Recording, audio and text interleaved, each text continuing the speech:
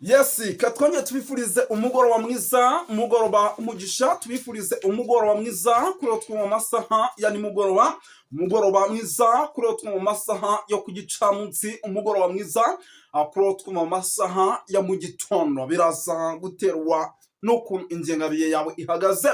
Hano mu Rwanda turi ku mugoroba wo ku itariki zigera rwose nyamuneka kuri 20 z'ukwa kane 2025. Ndabisinye ibi bintu birumvikana no tuba tugarutse mu cyitwa makuru, tuba tugarutse mu cyitwa imiripuko, ariko tukibanda mu gihugu cy'Urundi aho ibintu rwose byamaze kuba ibindi mu maso ya Karinjyango. Nibwo nababwiye yuko icyitwa Red Tabara yakoze operation mu gihugu cy'Urundi ikaza guhitana bagera ku 8. Munyemere mbabwira yuko ubu tuvugana turimo turakira andi makuru atariho ivumbi. Ubu tuvugana ahitwa Kibira mu nkengero za imbonerakure n'abantu b'Imana, imbonerakure nyinshi cyane za bose badiployinze umutekano. Reka sinakubwira ibintu byakomeye, ngira ngo wenda gatanu kuri kayenzi kako tugiye kuba tubyinjiramo turebe uko situation ihagaze, ariko muraza kumenya byinshi bigiye bitandukanye birebana n'amakuru akomeje kugenda aturuka ku butaka bwa Repubulika Iharanira Demokarasi ya Kongo ndetse no mu gihugu cy'Uburundi.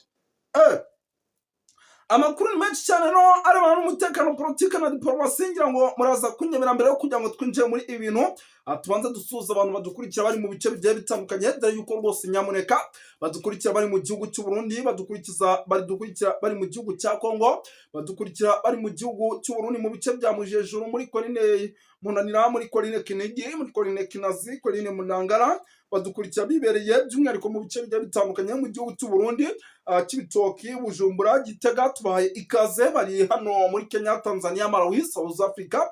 Tubahaye ikaze bari mu bice bigiye bitandukanye by'umwihariko. Tubahaye ikaze United Kingdom, America, bari Aziya, bari Ububiligi ndetse no mu Bufaransa. Tubahaye ikaze by'umwihariko hano kuri Duniani Kote TV. Yes, birumvikana no tugiye kuba tugaruka kuri byinshi cyane bigiye bitandukanye. Ngira ngo kuri no nshuro muraza kunyemera rwose icyitwa impfunyamfunya sindi butinzemo, ndaza gukubita mbangura kugira ngo ibintu bigende neza. Duhita twinjira mu cyitwa imiripuko. Duhita twinjira mu cyitwa imiripuko. Katurebe.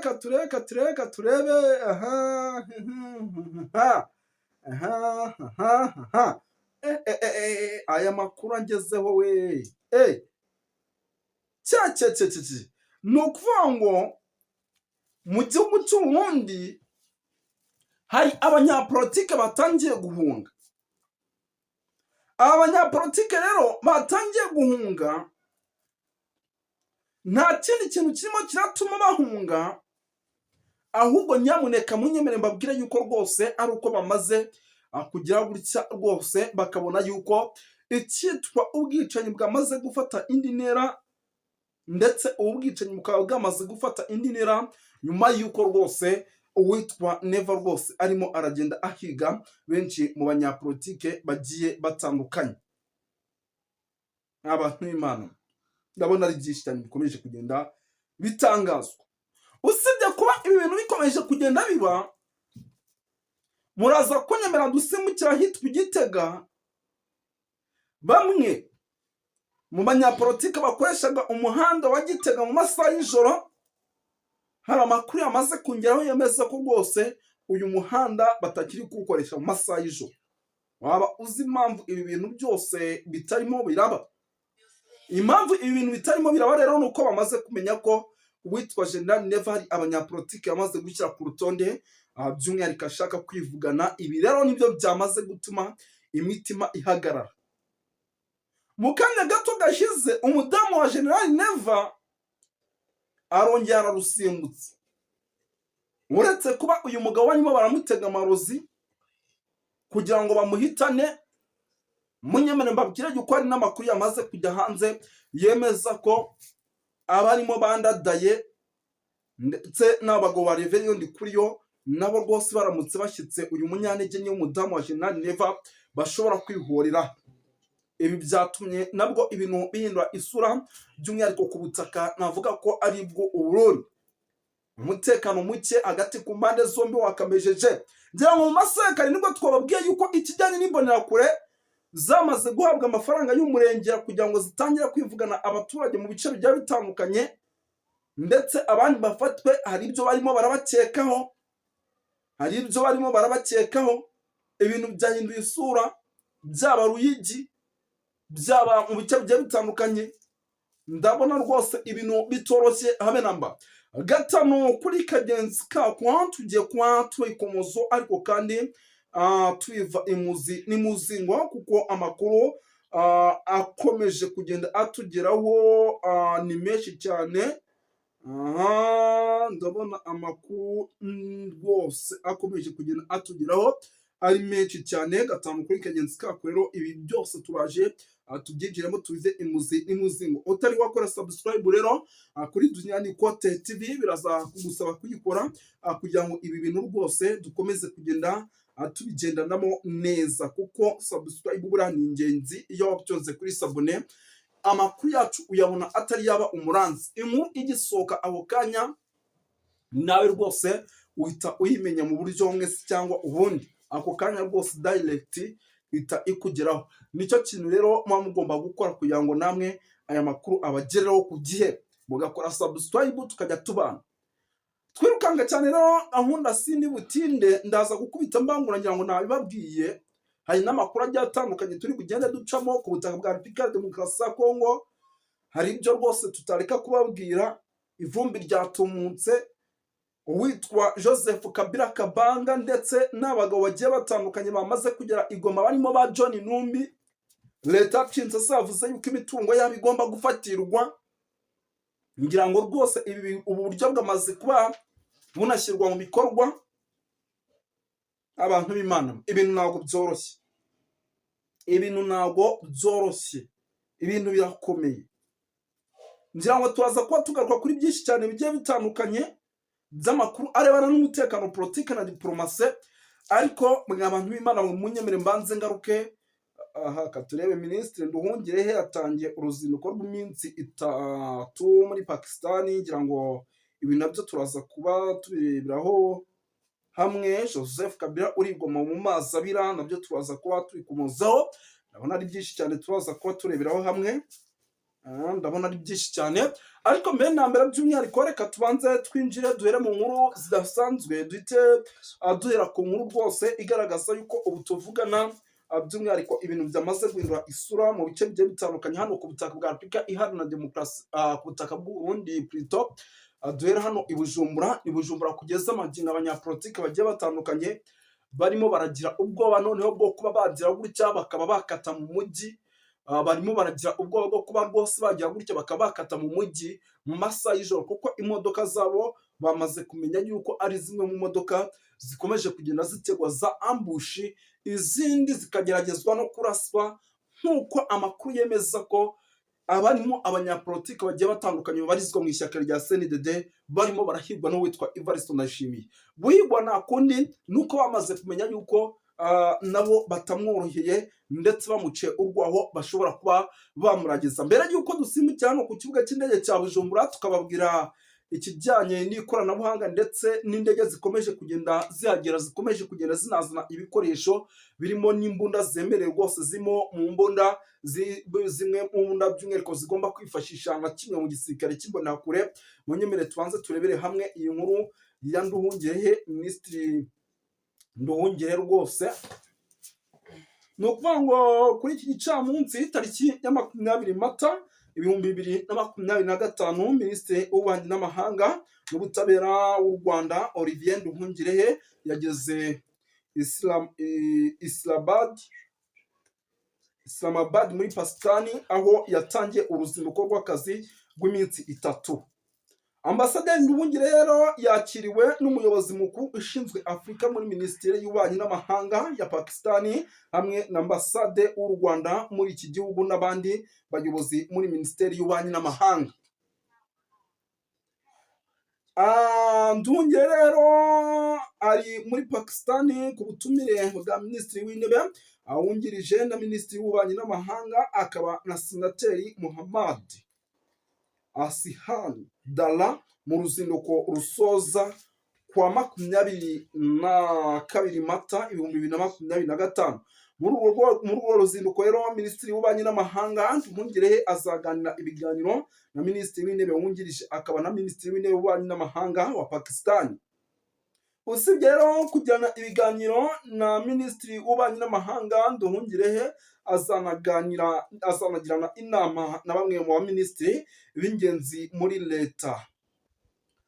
Uko bigaragara rero ku rubuga rwa minisitiri w'ububanyi n'amahanga wa Pakistan rwose aha mu gihugu cya Pakistan azagirayo biganiro n'abanyapolitiki bagiye batandukanye ndetse azanaganira byinshi bigiye bitandukanye. Minisitiri w'ububanyi n'amahanga Nduhungirehe kandi azafungura ku mugaragaro ambasade y'u Rwanda Islamabad. Byongeye kandi minisitiri Nduhungirehe azasabana n'abacuruzi, azagirirwa amahirwe yo gusobanura ibijyanye n'abashobora gushora imari mu Rwanda. Ngira ngo ndabona ari byinshi cyane, urumva yuko rwose ari amahirwe akomeye kuba uyu mugabo yagiye muri Pakistan nyuma yo gufungura ambasade z'ibihugu byombi i Kigali ndetse na Islamabad. Iyi ni inshuro ya mbere minisitiri w'ububanyi n'amahanga w'u Rwanda akoreye uruzinduko muri Pakistan. Uruzinduko rero rwitezemo kuzafungura inzira z'ubufatanye hagati y'ibihugu byombi n'ubushuti, nk'uko minisitiri w'ububanyi n'amahanga wa Pakistan yabitangaje mu itangazo rigenewe itangazamakuru. Ngira ngo aya ni amakuru tuba tutagomba gucikwa kugira ngo tubagezeho. Mbere y'uko dukomeza n'ibindi bintu bigiye bitandukanye rero katugaruke gato witwa Joseph Kabila ubu tuvugana wamaze kugera i Goma. Leta ya Repubulika Iharanira Demokarasi ya Kongo yatangaje ko igiye gutangira gukurikirana n'inkiko Joseph Kabila Kabanga wahoze ari perezida w'igihugu nyuma yo kumushinja ubugambanyi bwo mu rwego rwo hejuru. Kinshasa yatangaje ko iyi gahunda y'amasaha make Kabila avuye muri Zimbabwe aho yari yarahungiye akajya mu mujyi wa Goma umujyi wa Goma muri mu maboko ya M23. Minisitiri w'ubutabera wa Repubulika Iharanira Demokarasi ya Kongo itangazo yasohoye muri iri joro ryakeye yavuze ko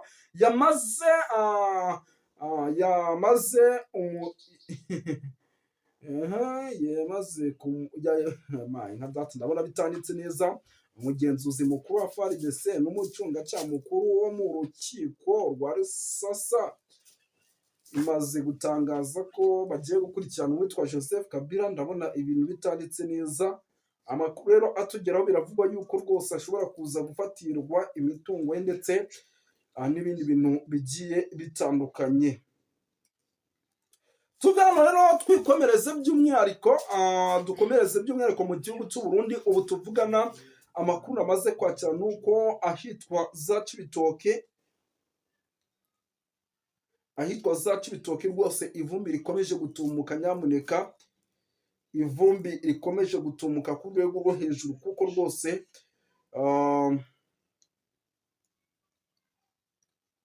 turebe gato.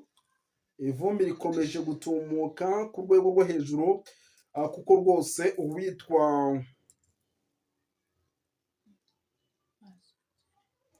turebe gato uwitwa Ndakugarika nka data si umugabo ngo ni Ndakugarika ko ndeba arabamarara. Uwitwa Ndakugarika yamaze kukameza ku rwego rwo hejuru. By'umwihariko n'umwe mu banyapolitiki bamaze kugaragaza ko batari buhagarare bagomba kuza gushikama bagahangana n'uwitwa General Neve. Ubwo rero rwose nawe ashobora kuza kwifashisha ingabo zimurinda ndetse n'ingabo ze. Ubwo izo ngabo sinzi ingaraza kuzikura he, gusa birumvikana ko ibintu bitoroshye habe na mba. Ibintu ntago byoroshye. Ndabona Bunyoni nanubu kugeza amagingo amakuru ye agikurikiranwa kugira ngo bamenye ibye. Uyu ni umwe mu bagabo bagiye bagerageza kudeta by'umwihariko hano mu gihugu rwose cy'u Burundi. Ni umwe mu bagabo ndetse rwose uwitwa General Neva nibatareba nabi ashobora kubakura ku butegetsi. Birumvikana ko ibintu bitoroshye. Ngira ngo ku bahanga bw'ibyuma bazi no kugenda baturebera iminota. Hano uwitwa Bunyoni rwose nawe akomeje kugenda akozanyaho bikomeye n'uwitwa General Neva, ndetse isaha n'isaha n'umwe mu bagabo igihugu cy'u Burundi kiteze neza yuko bashobora kuba mu bagabo bashobora guteza ikibazo.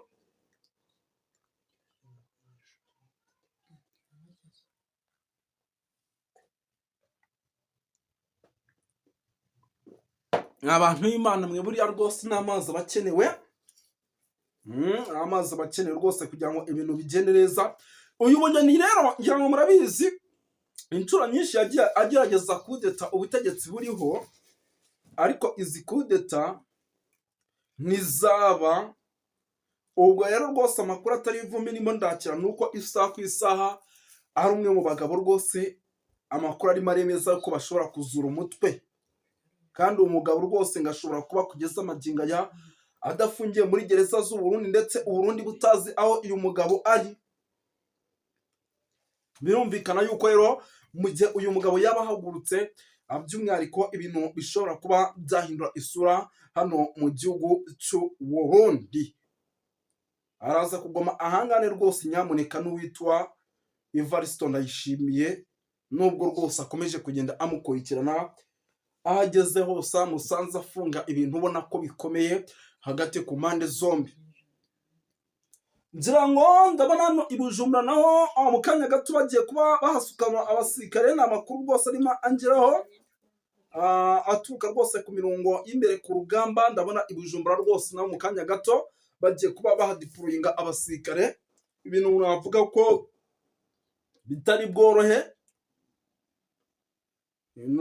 bitari bworohe, ndabona mu bice bigiye bitandukanye imyiteguro mu gihugu cy'u Burundi rwose ikomeje kugenda ifata indi ntera.